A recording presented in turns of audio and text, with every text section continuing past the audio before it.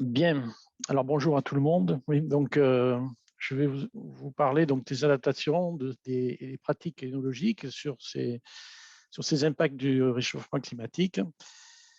Et, et puis, les points de vigilance, les moyens d'action et quelles questions de recherche ça peut amener. Alors, dans un premier temps, je voudrais parler, parce que pour l'énologue, la partie intéressante, je dirais, c'est la date des vendanges. Donc, déjà, quelques chiffres pour un peu formaliser les choses. On voit que cette date des vendanges, elle est, en moyenne, c'est 18 jours plus tôt qu'il y a 40 ans. Donc, 15 jours pour Saint-Émilion, 26 jours pour l'Alsace. Je n'ai pas trouvé de données pour le Languedoc, mais le Languedoc, c'est plus. Enfin, et puis, par mon expérience de bientôt 40 ans aussi à l'unité expérimentale de pêche rouge, c'est un passage du mois de septembre à la mi-août. Maintenant, les dates des vendanges, c'est plus en septembre, c'est vraiment la mi-août, voire même avant la mi-août. Alors, ça a des conséquences, bien sûr, sur la température du raisin qui va rentrer au chai. Et ça a aussi des conséquences, comme on va le voir, sur les modifications dans la composition des mous.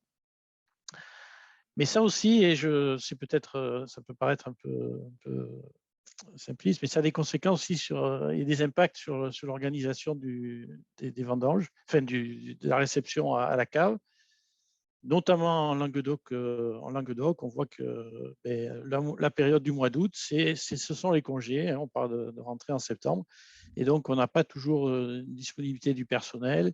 Et puis il y a des entreprises qui sont encore fermées. S'il y a besoin d'approvisionnement, ça peut poser des problématiques.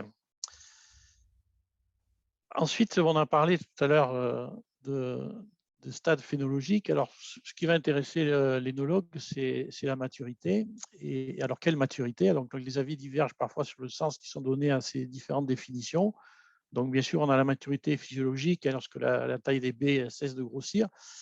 Mais ce n'est pas tellement celle-là qui va intéresser la récolte. Donc, on va parler plutôt de maturité technologique. Et donc, quand on a atteint un plateau dans la synthèse des sucres, et moi je me souviens que dans ma formation initiale, on me disait que 10 jours après le croisement de la baisse d'acidité et l'augmentation des sucres, il fallait récolter. Bon, en fait c'est jamais tellement ça qui est respecté.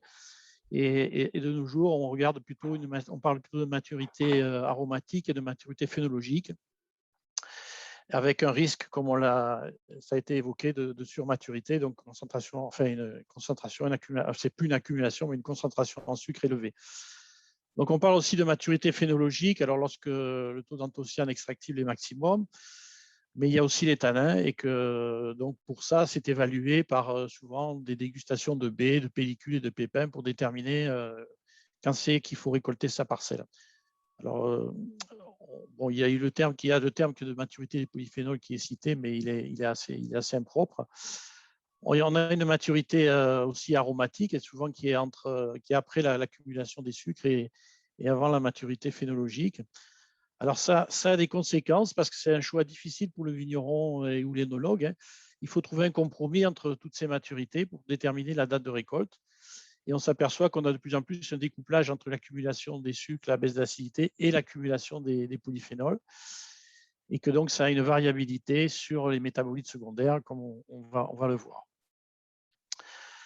Alors, si on parle des conséquences sur l'accumulation des sucres et de l'acidité, en 40 ans, on s'aperçoit qu'on est passé de 11 degrés en moyenne, 11 degrés à 14 degrés d'alcool, avec des baisses d'acidité de 3,5 à 3,7, enfin une augmentation de pH de 3,5 à 3,7 et une baisse d'acidité de 3,8 à 3,1. Alors ça a des conséquences et un impact fort sur, bien sûr, les qualités organoleptiques du vin, avec un accroissement de l'amertume, des sensations brûlantes, un manque de fraîcheur. Hein. Mais ça a aussi des conséquences sur la qualité sanitaire des vins, avec peut-être pour des fermentations difficiles, avec une mortalité plus importante des levures, des sulfites qui sont avec des pH élevés, moins efficaces. Et avec ces pH-là, même si l'élévation de pH peut paraître faible, ça a des conséquences sur le développement de micro-organismes indésirables. Alors, ça a des conséquences aussi sur notre type de composés, donc ces composés d'arômes. On en a beaucoup parlé hier avec Cécile Thibon et Philippe Darrier, donc je ne vais pas m'étendre là-dessus. Mais la complexité, ces molécules qui sont, on sait que le raisin, c'est un fruit qui est peu, qui est pas du tout, il n'y a pas du tout d'odeur et peu aromatique si on exclut les cépages muscatés. Donc cette complexité, elle va se créer. La plupart de ces arômes, ils sont sous forme de précurseurs, donc sous forme inodore et qui n'ont pas de goût sur le fruit, mais durant toutes les étapes de fermentation et d'évolution, ça va se développer. Alors, s'il y a une partie de ces arômes qui est fermentaire, qui est peu impactée par le réchauffement climatique, par contre, les composés, les métabolites secondaires de la baie, et dont un certain nombre a été cité ici, sont beaucoup plus impactés par le réchauffement climatique. Alors, j'ai fait une diapo un peu très synthétique avec les différentes odeurs et différents composés. On voit que dans certains cas, il peut y avoir, pour les 3 critères qui sont l'augmentation de température, l'exposition au soleil et le déficit hydrique, des augmentations ou des diminutions. Alors, ça va avoir un impact sur la qualité, mais enfin, c'est tout un ensemble, hein, puisque Philippe Darrier l'a bien précisé hier. Il y a des interactions avec des molécules qui peuvent être en faible quantité, d'autres en plus grande quantité. Et donc, tout l'arôme et la panoplie des arômes du vin donc, va dépendre un peu de tout ça. Et c'est un peu simpliste de dire un arôme pamplemousse, un arôme ça. Alors, si certaines peuvent être préjudiciables, notamment, on peut penser que la diminution des précurseurs des thiols volatiles, ça peut être un aspect négatif sur la qualité des arômes des vins, mais d'autres peuvent être plus positives, hein, avec une augmentation des monoterpènes, voire aussi une diminution des composés des métaxopyrazines avec des notes végétales. Voilà, donc mais on voit quand même qu'il va y avoir des évolutions dans les arômes des vins en lien avec ce réchauffement climatique. Alors, on a des conséquences aussi sur les polyphénols. Bon, là, c'est assez simple aussi. On sait qu'avec des températures élevées, on a une diminution de la teneur en anthocyanes et que des expositions des grappes au soleil, ça peut augmenter la synthèse de certains flavonoïdes avec des conséquences organoleptiques sur la stabilité de la couleur, donc sur la couleur en elle-même et sur sa stabilité dans le temps, sur des critères d'astringence et d'amertume, puisqu'on sait que ces molécules-là ont ces critères-là gustatifs. Bon, il y a aussi des conséquences sur la composition de la vendange en composés azotés. Et on s'aperçoit qu'on a des diminutions d'azote assimilables sur les mous qui sont de plus en plus fréquentes. Il y a aussi des modifications et une augmentation de la composition protéique avec certainement des protéines de défense, dites protéines de stress qui se développent sur le raisin. Et ça peut avoir une incidence sur le trouble. Et aussi les modifications de la composition en acides aminés et en peptides qui sont mal définies et qui vont avoir des conséquences certainement aussi. Enfin, c'est une question encore qui est en débat et qui certainement mérite d'être prospectée, d'être développée sur les arômes et l'amertume des vins. Alors pour l'adaptation de ces composés azotés, ça va nécessiter notamment de plus en plus fréquemment d'ajout d'intrants type phosphate d'ammonium, d'avoir de l'azote assimilable pour le développement des levures et la croissance des levures. Alors, quels sont les moyens qui peuvent être soit préventifs, soit correctifs en lien avec l'acidité et cette baisse d'acidité et cette augmentation des pH? Mais il y a le moyen qui est bien connu et qui est le plus facile à mettre en œuvre et qui est peu coûteux, c'est d'ajouter des acides organiques, alors tartrique, malique et un peu plus marginalement, mais le lactique. Alors l'inconvénient de cet ajout d'intrants, c'est que c'est mal maîtrisé du fait de la précipitation du bitartrate de potassium et malique aussi, qui va se générer. Et puis on peut avoir des risques d'altération avec une dégradation de l'acide tartrique par les bactéries sur la tourne. Donc, il y a une autre possibilité qui est assez récente, c'est le développement de levures acidifiantes, donc qui vont permettre, pendant la fermentation, d'augmenter l'acidité des vins. elles ont un autre avantage aussi, c'est que de manière concomitante, elles produisent elles font un petit peu moins d'alcool. Alors jusqu'à 0,8, 1% d'alcool, c'est quand même pas des valeurs énormes. Et avec, ce qu'il faut noter, une surproduction de glycérol, donc des conséquences sur la caractéristique du vin. Alors, l'inconvénient, c'est que cette levure-là a un besoin en azote très élevé, donc ça nécessite des additions d'azote dans le mou au départ. Après, on a des moyens qui sont plus correctifs, une fois que une fois que le mal est fait. Donc, c'est de travailler sur la baisse de pH des vins, donc soit par des procédés électromembranaires, et on a une autorisation de descendre jusqu'à 0,3 unités de pH. Alors, donc, en substituant les ions potassium par des procédés d'électrodialyse, donc des substitutions des ions potassium par des ions H+. Donc, l'avantage, c'est que c'est des techniques qui sont très précises et qui sont sans intrants. L'inconvénient, c'est qu'elles ne sont pas autorisées en bio. Et puis, il faut avoir une disponibilité de la technologie sur place, qui n'est pas comme un tracteur pour un vigneron ou un pressoir pour un œnologue. Là, ces technologies-là, elles ne sont pas obligatoirement disponibles et ça nécessite de faire des prestations, de solliciter des prestations. Et puis, elles ont un coût, donc, qui peut être… Alors, autre technologie pour baisser le pH, c'est des résines échangeuses d'ions, avec l'avantage de ne traiter qu'une partie du vin, mais on dénature quand même le vin, et puis de faire des assemblages derrière, et avec les mêmes inconvénients que l'électrodialyse pour les résines échangeuses d'ions. Alors, sur les teneurs élevées en sucre et alcool, donc l'anticipation, ça va être surtout d'éviter des arrêts de fermentation et des teneurs en sucre élevées. Alors, donc, prévention en carence azotée, en oxygène et avec ajout d'autres substrats azotés. Donc, on sait que maintenant, avec les levures sèches actives, on a des résistances assez élevées en alcool. Donc, on va limiter comme ça, avec l'utilisation de ces levures, les arrêts de fermentation. Mais ça nécessite quand même une bonne composition du mou de raisin au départ et puis aussi une maîtrise des quantités et du moment des ajouts d'oxygène et d'azote. Alors, autre solution qui est disponible, c'est une dilution de la teneur en sucre. Alors, ça, c'est possible de le faire en fermentant avec des mélanges de raisins à différentes maturités ou en désucrant, en couplant deux technologies, l'ultrafiltration et la nanofiltration. Ça serait possible et aussi en mouillant le mou, mais ça, c'est interdit en France. Et donc, ça va avoir on va avoir un impact organoleptique, donc de baisse du degré d'alcool. Alors, on peut avoir aussi une voie microbiologique avec des cultures mixtes de levures à faible rendement d'alcool, comme j'en ai parlé précédemment. Donc là, on n'a pas d'intervention sur la composition du mou, mais on a des risques de déviation organoleptique.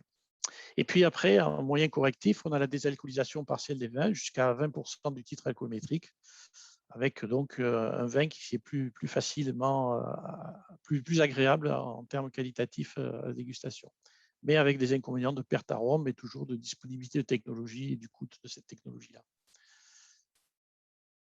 Alors, concernant les polyphénols, donc l'œnologue va s'adapter. En vinification traditionnelle, on va jouer sur des temps de macération peut-être plus courts, des fréquences, des actions de remontage et des pliages. On peut jouer sur les levures aussi pour extraire et stabiliser la couleur. Et puis, il y en a la technologie de thermotraitement qui peut être aussi la flash détente avec des possibilités des leviers pour l'œnologue qui peut jouer sur la température, sur le vide partiel, qui permettra de refroidir de la flash détente, donc qui permettra de refroidir plus ou moins le raisin, et puis derrière de faire des macérations préfermentaires à chaud en jouant sur le couple temps-température. Et bien évidemment, durant ces macérations, on peut utiliser des enzymes.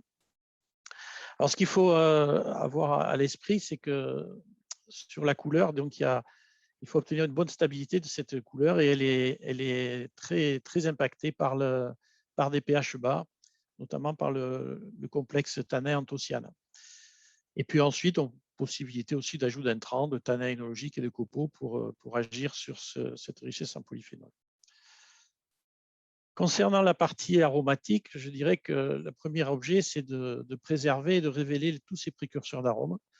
Donc là, bien sûr, il y a le choix de la date de récolte, mais surtout, on va préserver les mous de l'oxydation, puisqu'on sait que tous ces précurseurs d'arômes, ils ont une sensibilité à l'oxydation. Donc, nécessité, comme on l'a vu précédemment, avec des vendanges chaudes, de refroidir la vendange, d'avoir des atmosphères pauvres en oxygène, en utilisant soit de la glace carbonique ou de l'azote, l'emploi d'antioxydants, donc les sulfites, mais aussi maintenant des levures inactivées riches en glutathion, et donc de favoriser l'extraction et la révélation de ces molécules d'arômes, donc par des macérations, des stabulations à froid, sur bourbe, de la supra-extraction avec une congélation et décongélation de raisins, et en utilisant des enzymes et des levures. Et enfin, je dirais après la fermentation, c'est de limiter toutes les oxydations dans les vins en gérant les gaz dissous, oxygène et CO2. Autre impact, autre préoccupation de l'énologue, ça va être d'éviter le développement d'arômes défavorables, notamment, j'en ai cité deux qui sont qu'on rencontre de plus en plus, des arômes de cheval ou d'écurie et des goûts de souris. Donc là, ça va être d'éviter bien sûr les contaminations microbiennes, Brettanomyces et Lactobacillus, d'avoir pour cela une bonne hygiène, baisser le pH puisqu'on sait que ces micro-organismes se développent avec des pH assez élevés, de jouer bien sûr sur les sulfites en raisonnant les doses, et puis de protéger l'oxygène puisqu'on sait que ces micro-organismes, notamment les Brettanomyces, sont sensibles aussi à l'oxygène. Donc, des contrôles et des surveillances des vins en élevage. Et puis après, en termes de correctifs, c'est élimination des micro-organismes par soit filtration, soit flash pasteurisation, soit une soustraction avec des technologies en couplant l'osmose inverse et fixer après, une fois sur le perméa, les molécules volatiles indésirables sur des charbons actifs. Donc, voilà. Il y a ces moyens correctifs qui sont à disposition aussi. Je voulais parler aussi, alors, en termes d'impact du réchauffement climatique, il y avait une concomitance avec d'autres facteurs. On sait qu'on a un développement du bio, de la biodynamie, de vin nature, enfin, et on passe. Et on sait que le fait d'avoir une fumée organique, ça peut avoir un impact sur la concentration en azote des mous, avec des baisses d'azote. Il y a aussi le traitement au cuivre qui est utilisé sur l'agriculture en bio. On sait que ça a une dégradation notamment des précurseurs thiol, des précurseurs d'arômes thiol. Et actuellement, il y a une thèse qui est financée en partie par les vins de Gascogne, dont on sait que c'est un élément majeur de la qualité de ces vins sur l'impact sur ces thiols volatiles. Bon, en vinification bio, souvent, c'est réalisé avec des levures indigènes, donc qui sont moins résistantes à l'alcool et on a plus de risques d'arrêt de fermentation. On fait de plus en plus de vins sans sulfite. Alors donc, le risque, c'est les oxydations, le développement de micro-organismes indésirables et des déviations donc aromatiques et gustatives, comme j'en ai parlé précédemment. Et puis, il y a aussi une interdiction, une méfiance vis-à-vis des technologies, donc avec des corrections qui sont de ce fait plus difficiles à mettre en œuvre. En fait, il y a le développement de travailler avec le moins d'intrants possible. Et les solutions ne sont pas toujours ou pas encore tout à fait disponibles dans certains cas. Un petit focus sur les nouvelles variétés résistantes aux maladies cryptogamiques. Donc, leur particularité, c'est qu'il y a moins ou pas de produits phytosanitaires et que ça peut avoir un impact dans les changements de la composition du mou et sur la flore indigène du raisin. Donc, c'est un axe de recherche qui peut être intéressant à développer dans l'avenir. Bon, je finirai par les défis pour la recherche. Donc, ce que j'ai résumé ici, c'est donc qu'il va falloir développer des connaissances sur la composition et la variabilité de la matière première. Je ferai un focus en particulier, notamment sur la partie arôme des vins, où il y a encore beaucoup de choses qui ne sont pas suffisamment connues. Sur les matières azotées, sur les acides aminés, les peptides, il y a certainement des choses à mieux maîtriser là-dessus, à mieux comprendre pour développer la qualité des vins. Sur les mécanismes de transformation lors de la fermentation et le lavage des vins, bien évidemment, et sur le microbiote du raisin, comme j'en ai un peu parlé précédemment. Il y a aussi, bien sûr, toujours une maîtrise des vinifications et de la conservation des vins avec un développement d'itinéraires technologiques à base intrants, ou alors qui soient biosourcés. Des nouvelles technologies correctrices avec peut-être des efforts pour la partie recherche de pédagogie sur leur utilité et leur non préjudiciable sur la qualité des vins. Et puis, alors, une anticipation, une adaptation et une réactivité pour les fermentations et l'évolution des vins. Et ça passera certainement par un développement analytique à haut débit, puisqu'on a des difficultés à connaître déjà sur la matière première, sur le mou, tous les précurseurs d'arômes, de faire ces analyses qui ne sont encore pas en haut débit, sur les polyphénols, les antioxydants, comme on en a parlé précédemment aussi, notamment le glutathion, sur les composés azotés, les polysaccharides. Après, l'énologue, de plus en plus, est confronté à avoir une très bonne à avoir une réactivité sur sa fermentation et donc l'utilisation de banques de données et la modélisation qui pourra en être faite pourra l'aider et pourra répondre de manière rapide pour l'élevage, enfin, la fermentation et puis aussi sur l'élevage des vins. Je pense aussi qu'il va y avoir dans l'avenir des nouveaux développements de capteurs. Déjà, j'ai entendu parler d'infrarouges, de fibres optiques, qui seront directement sur la cuve et qui pourront anticiper des évolutions négatives, notamment en termes d'acidité volatile ou de dégradation aromatique. Enfin, je finirai par une évolution des réglementations, alors soit c'est l'OIV, les chartes, des appellations, du bio. Et certainement, Hervé en avait parlé un petit peu au début, c'est-à-dire plus de réactivité. Et on a parfois un pas de temps différent entre les évolutions des pratiques énologiques et cette réglementation. Voilà, et je vous remercie pour votre attention.